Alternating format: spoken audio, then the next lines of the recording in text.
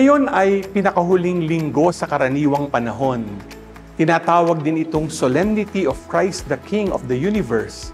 Tinatag ang kapistahang ito noong 1952 ni Pope Pius IX.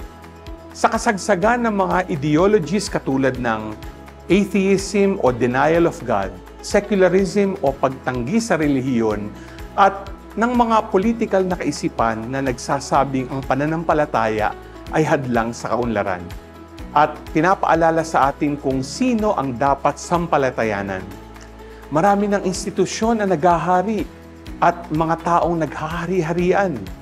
Pero sa isa lang ang naiiwang matatag na katotohanan. Si Jesucristo ay ating hari magpakailanman. Itong haring ito ay pinagsisilbihan hindi lamang sa mga gininto ang mga kagamitang pangsamba.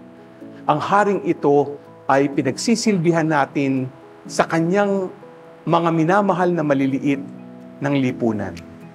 Come you who are blessed by my Father, inherit the kingdom prepared for you from the foundation of the world. Marahil, marami ang may gustong makaranas ng paghahari ng Diyos sa kanilang buhay.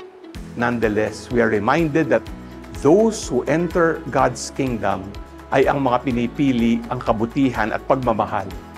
Ikaw, handa ka bang gabayan ng Ebanghelyo patungong kaharian ng Diyos? G ka ba?